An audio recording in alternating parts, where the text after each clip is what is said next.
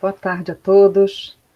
Hoje, dia 19 de junho, estamos iniciando aqui mais uma palestra, o segundo ciclo internacional de palestras, organizados pelo Museu Arquidiocesano de Arte Sacra e pelo projeto de Extensão e Cultura Igrejas Históricas no Rio de Janeiro, sobre minha coordenação. Eu sou a professora Márcia Valéria, de História da Arte. Tenho a honra de abrir mais uma mesa, mais um sábado com muitas palestras, com profissionais, especialistas incríveis que vão trazer mais novas contribuições a todos nós. Sejam muito bem-vindos, obrigada por estarem aqui. Passo a palavra agora para a museóloga Maria de Fátima Caraza, que vai fazer a saudação em nome do Museu de Arte Sacra. Obrigada. Boa tarde a todos, sejam todos bem-vindos. Em nome de toda a equipe do museu, dos nossos diretores, o cônego Cláudio dos Santos e o padre Wanderson e toda a equipe. Eu gostaria de chamar como moderadora a museóloga do Museu Arquidiocesano de Arte Sacra, Marli Assis Martins. Ela é pesquisadora, ela pesquisou sobre o histórico da Igreja de Nossa Senhora da Penha do Rio de Janeiro e sua contextualização no panorama da cidade. Tem especialização em docência do ensino superior na Universidade Cândido Mendes, é especialista em História da Arte Sacra, da Faculdade de São Bento do Rio de Janeiro, e também professora de iconografia do curso de especialização da Faculdade de São Bento. Seja bem-vinda, Marli. Boa tarde. Hoje eu estou entre amigos. Hoje eu estou na minha família. Obrigada, Fátima. Obrigada, Márcia. Obrigada a todos que estão presentes nessa mesa, né?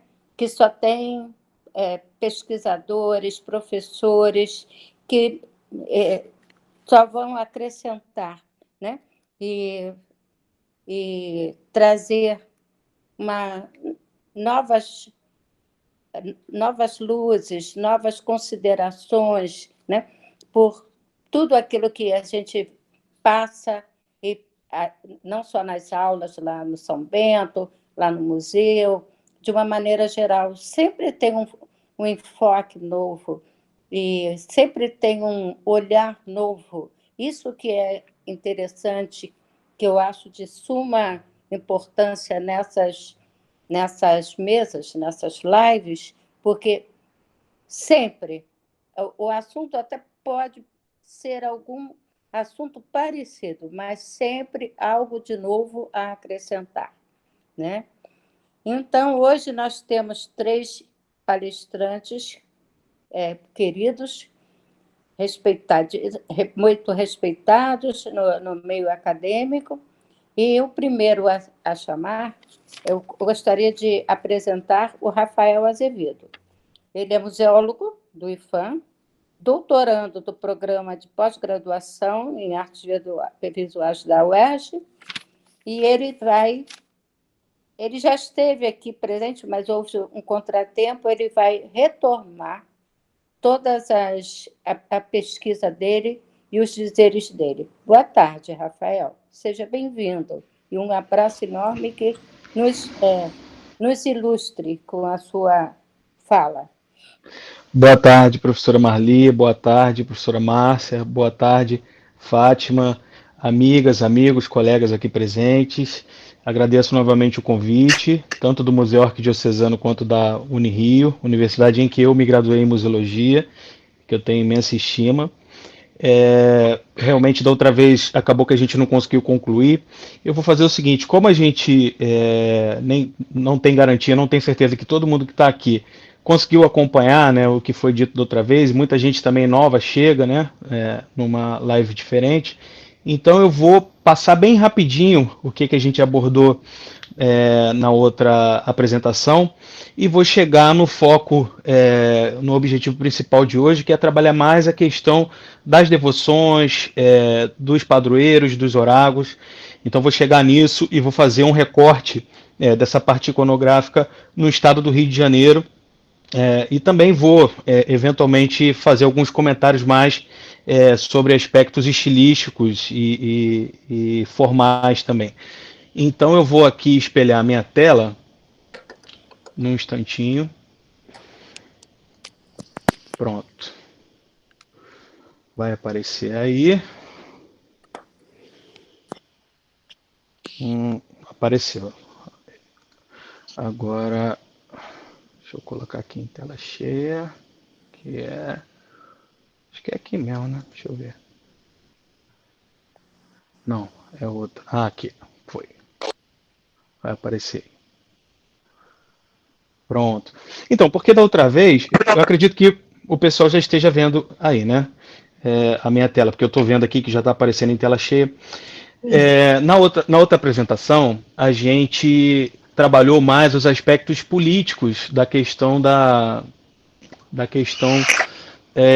preservação. Então, por isso, a primeira parte, e também nas conclusões, que eu vou trabalhar hoje aqui com vocês, eu falei muito sobre essa questão da importância da política de preservação. Falei que o Rio de Janeiro é uma das cidades campeãs a nível nacional em termos de extravio, furto, roubos de bens culturais, e que mesmo assim, com toda essa dificuldade, coloquei meu contato, mas no final também tem, falei sobre toda essa característica da formação da cidade, que teve sempre o braço da igreja e que por isso tem diversos bens tombados, né, a nível federal, a nível estadual, e aí destaquei que mesmo com toda essa dificuldade, há todo um histórico de políticas de inventário de catalogação de acervo no Rio de Janeiro que já ajudaram a proteger uma determinada quantidade de acervo e que tem, de alguma maneira, lançado luz também para novas pesquisas, novos estudos, né? Então, falei um pouco sobre essa questão do inventário, os aparatos legais, né, do inventário, o inventário previsto na Constituição de 88, no artigo 216. Dei um histórico um pouco das ações de inventariação. Primeiro falei do IPHAN e depois falei do INEPAC, né, que foi iniciado com a publicação do Santuário Mariano e das visitas pastorais de Monsenhor Pizarro. Aí falei dos resultados desse inventário que foi feito pelo INEPAC, que foi criado um portal, as cidades que foram atingidas, praticamente o estado todo, excetuando uma parte, duas cidades do norte fluminense e mais a capital. Dei alguns exemplos, né, do trabalho de campo, mostrei o quanto os arquivos, sobretudo o arquivo Noronha Santos do IPHAN, mas o arquivo do MIS, arquivo do Museu Imperial, arquivos municipais, arquivo público de campos, uma série de instituições são muito importantes para a gente conseguir identificar acervos. Isso até foi pauta no final da minha apresentação, porque ainda falta muito essa parte de institucionalização de grande parte dos arquivos do Rio. Muitas igrejas dos arquivos estão fora da cidade ou estão fora do estado, estão desorganizados, é difícil a gente ter acesso. Então, isso tudo é um problema que a gente já identificou. E aí, por último, eu dei um apanhado aqui de alguns portais que estão no ar, seja por iniciativa pública ou privada, de acervos catalogados a nível de Estado do Rio, seja a nível mais amplo, né, a nível estadual, seja a nível regional, através de alguma diocese, de alguma instituição. Então, falei um pouquinho disso. Quem tiver curiosidade com essa parte de banco de dados e tudo mais, pode me procurar também, que vai ter meu contato no final e a gente pode conversar. E aí, para hoje, então, eu ia ficar controlando aqui já meu tempo direitinho, eu ia ficar com a parte iconográfica e no final vou fazer uma conclusão em cima de alguns problemas que a gente já identificou ainda na parte de preservação, ou seja, acabo retomando um pouco o assunto da outra apresentação. Bem, por que é um assunto assim que é bastante... que eu sou bastante sensível nesse momento, né, que eu tenho bastante interesse, porque faz parte também da minha tese de doutorado essa parte da iconografia no estado do Rio. Basicamente, a minha tese de doutorado trata sobre esse espectro, essa questão da iconografia na antiga capitania do Rio de Janeiro. Então, isso, de certa maneira, está me ajudando a organizar os acervos, separar por região, separar por instância da igreja, né? Porque não é só uma igreja que atua no Brasil, né? São as ordens religiosas de um lado, são as igrejas de matrizes do outro, que tem toda uma questão legal, né? De aparato legal através das constituições primeiras do Arcebispado da Bahia. Tem as Irmandades, que já tem toda uma outra questão iconográfica, porque remetem a uma determinada tradição, uma determinada devoção, às vezes a determinados grupos, tanto econômicos, sociais, quanto étnicos também. Então, isso me ajudou a separar melhor esse acervo, e é um pouco disso que eu vou trabalhar aqui. Então, falo sobre a questão dos orágulos, mas tento mostrar um pouco a questão iconográfica no geral e a diferença entre algumas regiões. Por quê? Durante muito tempo, até a historiografia evitou ousar caracterizar a escultura do Rio de Janeiro, porque descrevia o Rio de Janeiro como uma região portuária, portanto, de grande fluxo de artistas, grande fluxo de importação de objetos das mais variadas qualidades, e também de muitas reformas, muitas alterações, né? A gente já conhece toda essa parte das obras, do histórico de obras das igrejas, por exemplo, no século XIX, que mudaram muito a configuração, o estilo, a ornamentação de diversas igrejas da capital, né? Do centro do Rio e dessa região mais próspera. Então isso já está consolidado. Mas, de fato, quando a gente vai se afastando um pouco dessa região central, que foi onde houve mais pesquisa, naturalmente, né, onde as universidades estão, onde muitos grandes pesquisadores sempre moraram, então foi onde foi alcançado primeiro. Quando a gente vai saindo um pouco dessa parte central, a gente começa a encontrar nas periferias, né, entre aspas, aí, em outros perímetros, uma diversidade diferente de acervos, e que começam a se comunicar ou começam a apresentar características muito peculiares, assim, quase regionais. E é isso que eu vou tentar falar um pouquinho aqui, fazer uma primeira apresentação, sempre dando esse enfoque dessa questão da iconografia. Então, capital, né? Falando de capital do Rio de Janeiro, né? O apogeu da imaginária no Rio de Janeiro, capital, ele no século XVII com as ordens religiosas, no século XVIII com as oficinas laicas, e no século XIX há também uma produção em série, fora a questão da importação, né? Sobretudo de Portugal. Então, grande porto de entrada da escultura portuguesa, os principais materiais barro e madeira, muita influência, evidentemente, das oficinas beneditinas, isso também a nível de capitania, né? Vai se espalhar para o interior do estado, jesuítas e franciscanas. Padre Serafim Leite cita a existência de uma oficina no antigo colégio do Morro do Castelo, né? A parte beneditina a gente já conhece bem pela historiografia, diversos artistas, né, viveram e foram monges beneditinos.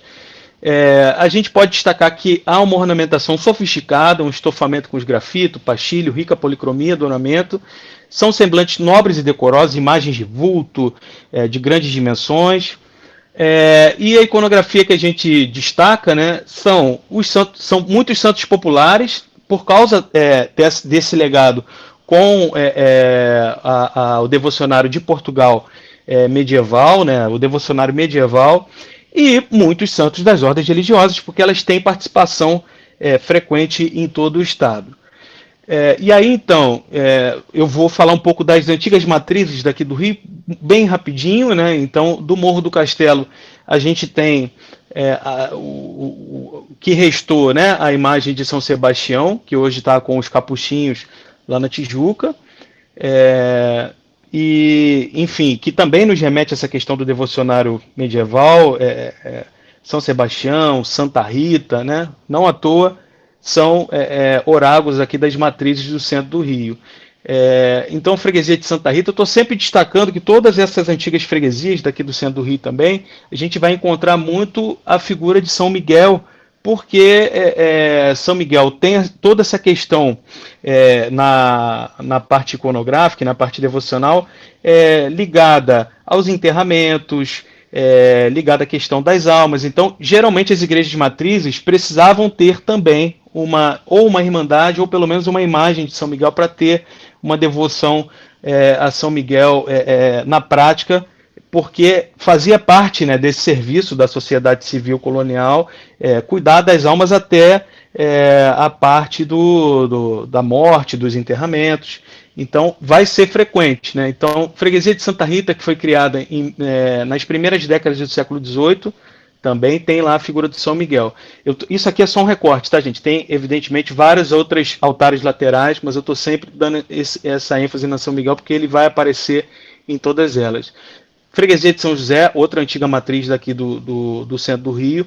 Esse São José, mais já para o século XIX, São Miguel também. E Freguesia da Candelária, a mesma situação. Então, evidentemente que pensando nos aspectos formais, excetuando a questão do São Sebastião, que aqui eu coloquei da esquerda ele restaurado, da direita uma foto antiga dele, para perceber também que ele mudou muito, né, nos aspectos pictóricos aí, na aparência dele. E evidentemente que, excetuando ele, a gente vai perceber que realmente a nível formal, a nível estilístico, é uma imaginária que não se comunica, assim, não diz grande coisa. Ela é de grande requinte, de grande qualidade, mas não tem nenhuma peculiaridade específica. Mas conforme a gente vai saindo, né, indo em direção aos subúrbios do Rio, a gente já começa a ver uma diferença, né? São Tiago de Inhaúma, também uma freguesia criada mais ou menos ao mesmo tempo da freguesia de Santa Rita, mais ou menos no início do século XVIII. A gente remete sempre a essa questão da tradição de Santiago de Compostela, né, das João Marias. Então, a iconografia dele respeita bem essa questão. E aí a gente compara, por exemplo, com São Pedro e São Paulo, que são também apóstolos, né, que eles dois são o oráculo da Igreja Matriz de Paraíba do Sul. Então a gente já vê uma comunicação maior entre essas peças, entendeu? Tanto em termos iconográficos, né, a gente está lidando com essa questão aqui dos discípulos, quanto em determinados aspectos formais. Evidentemente que São Pedro e São Paulo, né, à direita, a gente pode imaginar que devem ter sido feitas até pelo mesmo artista, né? Tudo se comunica. Aí eu vou tentar colocar aqui o ponteirinho, né? Então a gente vai ver todo esse trabalho de drapeada do planejamento, o tipo de linha, né? O traçado regulatório é muito semelhante, né? A questão da túnica, da capa, a barba, o tipo de desenho que a barba faz, né? Então aqui a gente vê duas peças que se comunicam bastante. Santiago não é o caso, eu não estou aqui dizendo que é o mesmo santeiro, mas existe já uma conexão maior entre essas peças que saem da região central do Rio, indo para a região periférica, e de outras regiões do estado do Rio.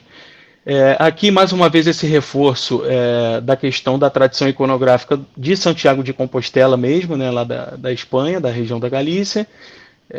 E até acho interessante que ele tem essas dimensões, né, ele é meio atarracado, né, um pouco desproporcional a questão da cabeça com o restante do corpo e o pé, né, e guarda certa semelhança com, de repente, o fato da representação frontal, né, da peça românica lá da Espanha ser uma peça sentada, né, em que acaba que a visão frontal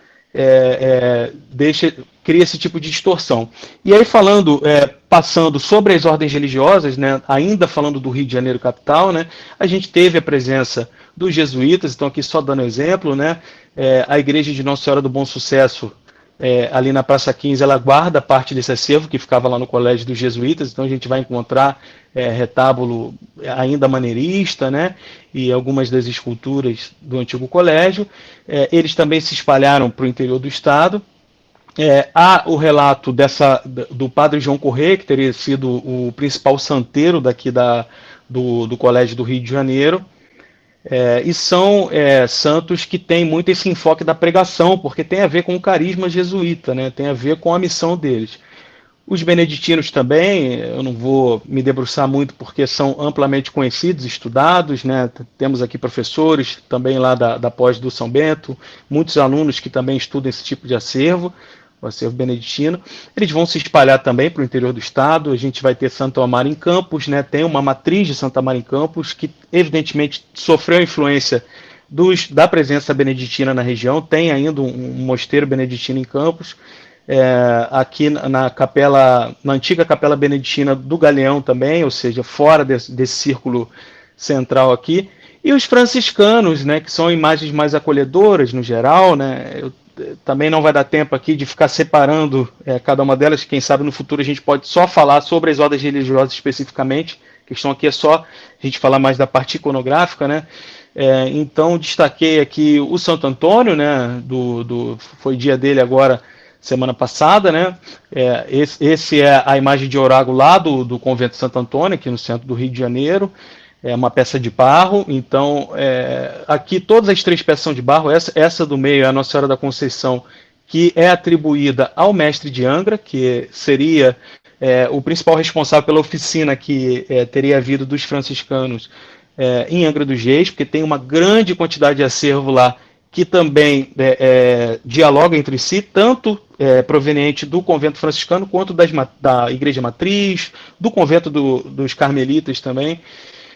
E aqui também dando exemplo da imaginária franciscana na região das Baixadas Litorâneas, região dos Lagos, né? Nossa Senhora dos Anjos e Nossa Senhora da Conceição, também são peças de barro. Então, diferentemente dos beneditinos aqui no Rio, né, que trabalharam mais com a madeira, aqui no Rio, né, porque também tem uma tradição barrista ligada ao barro dos beneditinos, mas aqui, a partir de Frei Domingos da Conceição em diante, a gente vai ver muito mais na madeira. E dos jesuítas com a madeira, os franciscanos, toda essa primeira geração, podemos dizer assim, esse primeiro recorte temporal da imaginária, ele no geral, são imagens de barro, tá?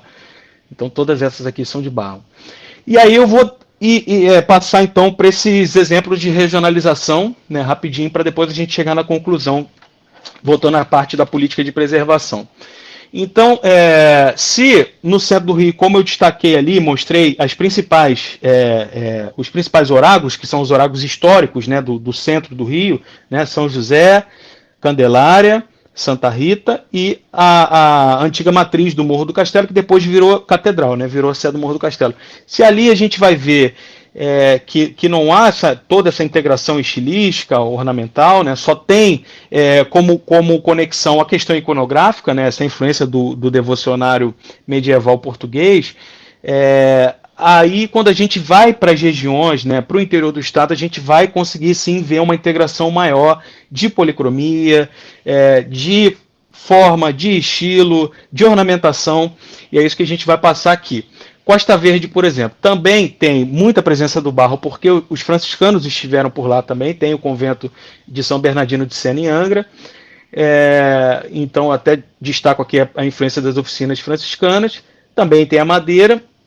Já é uma ornamentação mais alegre, um estofamento com florões, guirlandas, pastilho, rica policromia, douramento.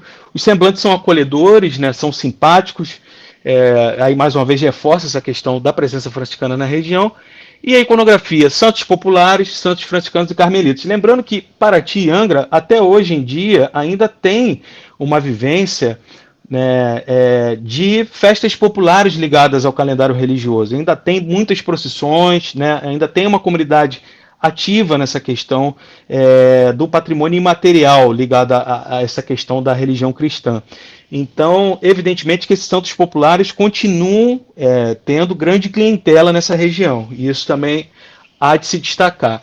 Então, por exemplo, aqui, citando Paraty, né, toda essa diferença do colorido, né, a gente tem a presença eu até destaquei, pesquisei na internet, que antigamente quando a gente dizia a imagem da direita, Santana, né, a gente diz que é atribuída ao mestre do bolo de noiva, né, que é um termo que veio mais até da parte do colecionismo, né, dos antiquários, mas hoje até museus também têm utilizado essa atribuição, aqui o Museu de Arte Sacra de São Paulo, atribuindo ao mestre do bolo de noiva.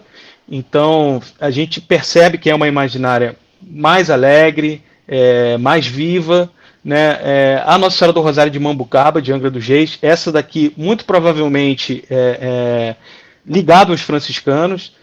Ela tem tombamento individual, uma peça tombada sozinha pelo IFAM, independentemente da igreja.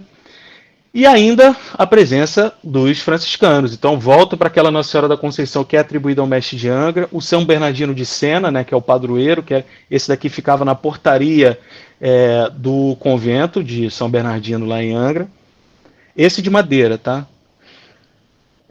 E aí a Baixada Fluminense, que eu vou até dar um destaque um pouquinho maior em relação às outras regiões, até porque na primeira conversa que eu tive com a professora Márcia também, ela já tinha me pedido para falar. Acabou que eu calhei de ficar junto com a Elaine aqui, que também vai falar um pouco de Baixada, mas é bom a gente dar esse enfoque, porque é uma região que perdeu muito, né, muito do seu acervo, então é legal a gente destacar. É da onde eu vim, né? Eu sou de Mesquita, eu sou filho da Baixada.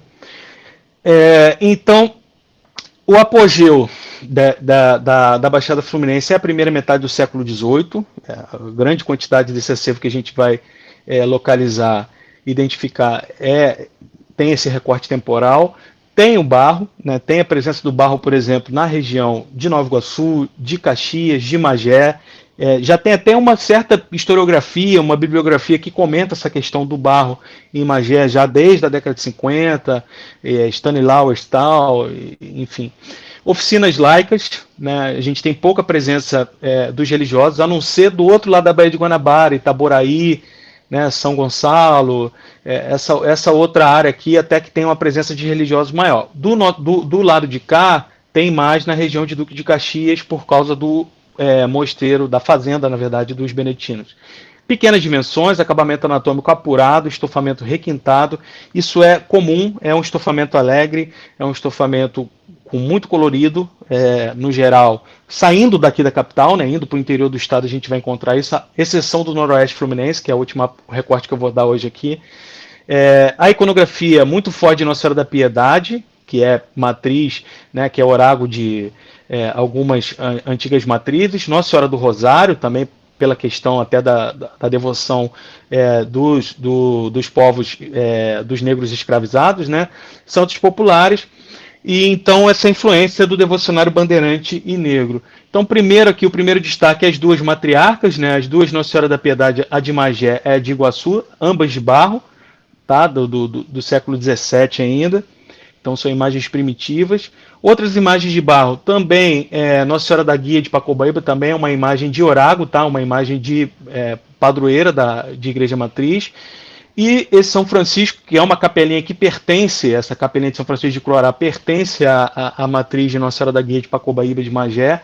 Tudo isso aqui é barro, então a gente vai ver um repertório interessante de peças de barro. Aí a gente vai ver as primeiras de madeira, né, São João Batista também, ainda nesse recorte do século XVII, São Benedito, Guia de Pacobaíba Magé e Nossa Senhora da Piedade do Iguaçu.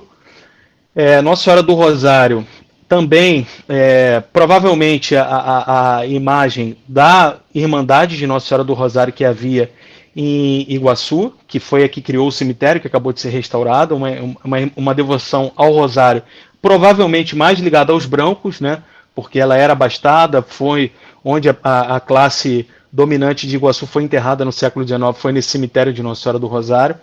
Esse São Sebastião aqui, já mais atarracadinho, com uma carinha mais de índio, lá da Capela de Nossa Senhora de Guadalupe, de Nova Iguaçu, que fica para o outro lado, fica mais ligado à antiga freguesia de Nossa Senhora da Conceição de Marapicu, cruzando com o caminho que vai chegar ao oeste do Rio de Janeiro, ali, Campo Grande, Santa Cruz.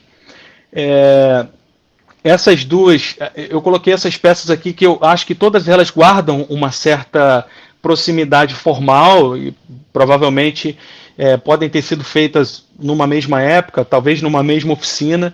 Elas têm todas, essas duas são da Capela de Madre de Deus da Posse e as outras duas são da antiga capela. A Elaine pode me corrigir se tiver errado alguma questão aqui ligada a Caxias, tá? Não estou aqui pontificando nada, mas essas duas aqui, Nossa Senhora da Purificação e Santa Rita de Cássia, seriam provenientes da Capela de Santa Rita de Xerém, que é da Posse também, né? E até estava conversando esse outro dia com um colega historiador, o professor Antônio Lacerda, um grande amigo, e ele diz que elas nunca foram do mesmo dono, as duas capelas da Posse, tanto a de Iguaçu quanto a de Xerém.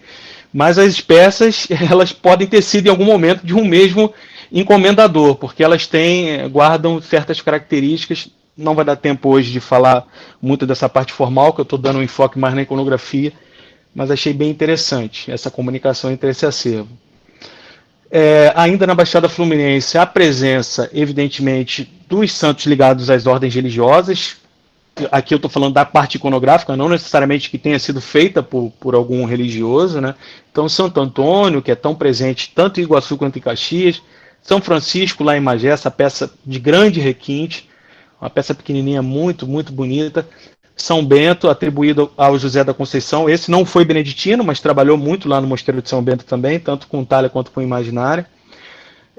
A gente tem essa peça de Nossa Senhora do Desterro, que eu até destaquei outro dia, que já tem um estofamento um pouco diferenciado, é menos colorido, é mais terroso, e esse tipo também de trabalho do planejamento, esse trabalho formal com esse drapeado, mais com linhas retas, assim, né, mais cortado, com esses vincos mais cortados, talvez indique já uma simplificação da transição já para o início do século XIX, até as contorções também, a questão da contorção da cintura, da volumetria.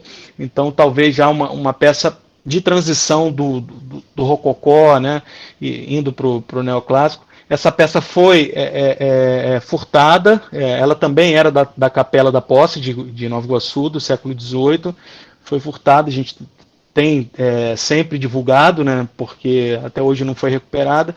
É a Nossa Senhora da Conceição, que é a matriarca lá da Nossa Senhora da Conceição de Marapicu, então outra imagem de Orago também.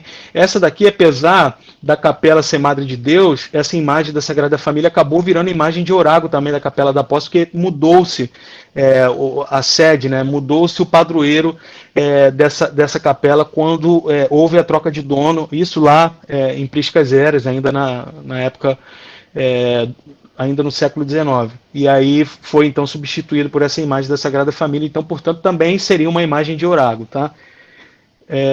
Aqui São Miguel, eu tenho repetido que é uma figurinha repetida, porque, inclusive, até nas constituições primeiras do Arcebispado da Bahia, é citada essa importância de haver essa devoção a São Miguel nas igrejas matrizes e de ter todo esse cuidado com a prática do enterramento, da encomenda da alma. Isso tudo também está citado lá. Então, é uma iconografia muito recorrente, né? Então, aqui eu separei tanto de Duque de Caxias, tanto de Guia de Pacobaíba, que é Magé, tá errado aqui, não é Duque de Caxias, é Magé, quanto da Capela de Santa Rita de Xerém, que é Caxias. Essa daqui mais pro século XVIII, né? Transição para o XIX, essa já do século XIX. E aí, chegando ao século XIX, ainda com algumas imagens, se não imagens de Orago, mas imagens importantes, né? Duas Santanas, né? Essa daqui furtada, até onde eu sei, não sei se já foi recuperada, a Helene vai poder nos ajudar nisso. E uma Santana guia também, que possivelmente veio da Capela de Santana do Iriri de Magé. Todas essas aqui mais, sobretudo essa da direita, a gente pode imaginar que já é uma peça do século XIX, volta a falar dessa questão do planejamento, né, e da volumetria, a contenção também dos movimentos. E aí, chegando aqui na reta final, essa Santana, que é o Orago da antiga Igreja Matriz de Santana das Palmeiras, que ficava no meio da Serra do Tinguá, que hoje é da Igreja de Santana de Conrado e Miguel Pereira, ainda pertencente à Diocese de Nova Iguaçu, e o Santo Antônio, padroeiro lá da atual Catedral de Nova Iguaçu, né, lá no centro.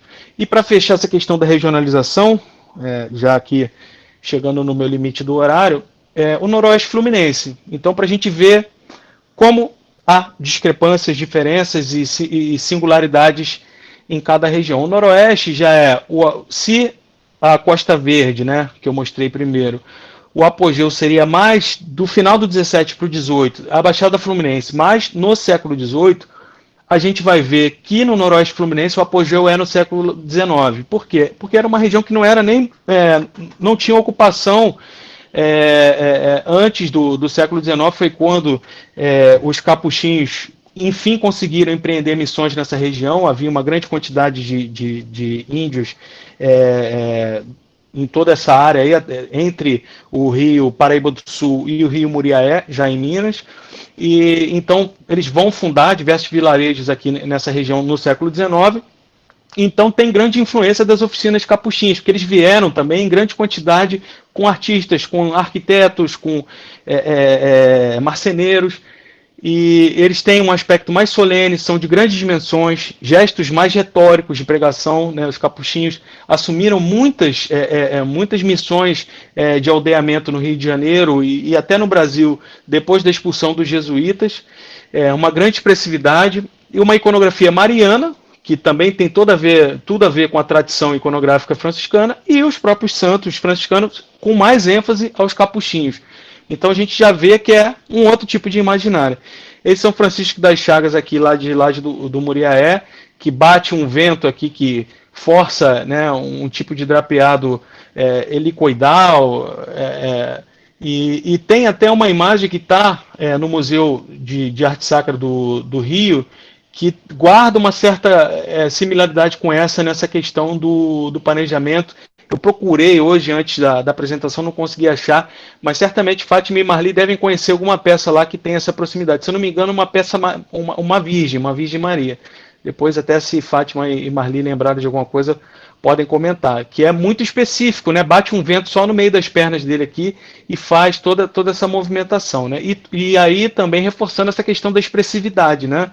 Se os santos franciscanos daqui, da nossa região, mais da capital, eles são mais acolhedores, esses aqui têm uns gestos mais retóricos, um semblante mais carregado, né? São José de Leonícia também, o padroeiro de Itaocara, que, enfim, só realmente quem é do ramo franciscano para poder explicar, porque é um devocionário que não tem grande clientela, como diz a Miriam, né, minha orientadora, que deve estar até aqui nos assistindo. Então, isso é realmente uma prova inequívoca da influência deles, né, dos capuchinhos na região. Nossa Senhora da Piedade também, solene, né, e esse mesmo gesto, até de certa maneira retórico, né, essa conversa direta com o fiel, né, olhando no olho, né, e com grande expressividade. E aí, para fechar, gente, que já estourou aqui os meus 30 minutos protocolares, até tá Dom Mauro aqui, essa foto já é um pouquinho antiga. Voltando a essa questão da política de preservação em si, que foi o ponto de partida, né, que a gente acabou falando hoje de iconografia também, para poder enfocar na pauta, né, do nosso encontro de hoje. Então, a gente vai ver uma série de problemas ainda com essa questão da preservação. Então, essa igrejinha aqui, a igreja de Nossa Senhora do Terço, lá de Campos dos Goytacazes, ela tinha virado um grande estacionamento, até do lado de dentro tinha moto, tinha depósito de lixo de informática, e tudo caindo aos pedaços, né? Uma igreja impressionante, assim, com uma talha já do século XIX, mais de inspiração neoclássica, mas de grande requinte, né? Então, é a típica situação também que mostra a decadência também de algumas irmandades, né, no estado do Rio de Janeiro, e a dificuldade de lidar com esse acervo. Não podia deixar de falar da Igreja do Pilar, que até está agora em processo de restauração, que perdeu também tanta coisa, né? A gente pode ver aqui uma foto mais antiga, né, da época do IFAM, né, com o altar mor, né, ainda com as colunas torças salomônicas, e o aspecto mais contemporâneo já perdendo sanefa, perdendo as colunas, né? Muita coisa foi levada, muita coisa foi retirada, foi vendida, muita coisa foi furtada. Aqui o querubim também, uma série de peças que tinham sido retiradas daqui do fundo, né, do forro dos altares, e que foram recuperadas. A gente participou desse processo de entrega há mais ou menos 10 anos atrás. Tá aqui Padre Renato, Alexandre, que também trabalha na Mitra, e os querubins que foram devolvidos para o pessoal também aqui da Secretaria de Cultura do Estado, né? E os querubins devolvidos lá para a Diocese de Caxias. Essa peça aqui estava à venda no Mercado Livre, esse Cristo Crucificado, que é lá de Nova Friburgo, estava em promoção por R$5.000, e foi recuperado pelo Ministério Público de Minas, e a gente foi convocado para fazer um laudo, e conseguimos encontrar, através das nossas pesquisas, a origem dele, né? Ele tinha sido fotografado na década de 1950, num congresso lá em Nova Friburgo, então a gente conseguiu devolver, e estabeleceu também, aqui a foto lá na época, com o pessoal do Ministério Público de Minas, o pessoal do IEFA, o André, se estiver ainda aí na live, conhece a Ângela, o pessoal de lá, o doutor Marcos, e a Fazenda Colubandê também, né, que tem sido destruída em tempo real, né, e sofreu aí uma série de danos irreversíveis. A igreja de Nossa Senhora da Piedade de Inhomirim, que é vizinha do Lixão, talvez a principal ou uma das principais freguesias da Baixada Fluminense durante todo o período colonial, né, com uma extensão enorme, uma série de capelas importantes, ia quase até Juiz de Fora, passava por Petrópolis, passava por Paraíba do Sul, né? Então a gente tem um desafio muito grande, né, dessa questão de atribuição dos tombamentos, regularização de tombamento municipal no estado do Rio, necessidade de incluir os bens móveis integrados dentro dos organogramas dos órgãos de patrimônio, porque isso acabou se diluindo. Hoje os órgãos de patrimônio, tirando o INEPAC, que ainda tem lá um departamento mais para bens móveis integrados, isso acabou se dispersando, então ficou uma tarefa que é dividida para ninguém, na verdade. Acaba que ninguém assume nos órgãos de patrimônio. Busca de parceiros para inventários e ações de preservação, gestão adequada de inventário abrangente dos acervos e continuada, né? Porque inventário não pode parar, né? Não pode simplesmente emoldurar e colocar na parede como se fosse uma obra de arte. A necessidade de criação das comissões de bens culturais, que a Elaine também destacou aí, né? É uma comissão muito atuante, a comissão da Diocese de Caxias, e tem outras também no estado já atuando. Apoia projetos de museus, arquivos e bibliotecas ligados a esse acervo sacro, né? Porque tem muita coisa, tem muita saletinha aí no interior do estado que chamam de museu e que está precisando de atenção, porque vai acabar que mesmo tudo lá separado vai estragar do mesmo jeito, né? Se não tiver algum tipo de ação. E acompanhamento de obras, reformas, né? Muitas obras e reformas são perigosas, né? Porque perigam descaracterizações. Então isso tudo são grandes desafios que a gente tem nessa parte da política de preservação, retomando aqui ao que a gente vinha falando na primeira apresentação. E com isso eu encerro, agradeço, tá? Toda a atenção de vocês e me coloco à disposição para qualquer diálogo. Muito obrigado.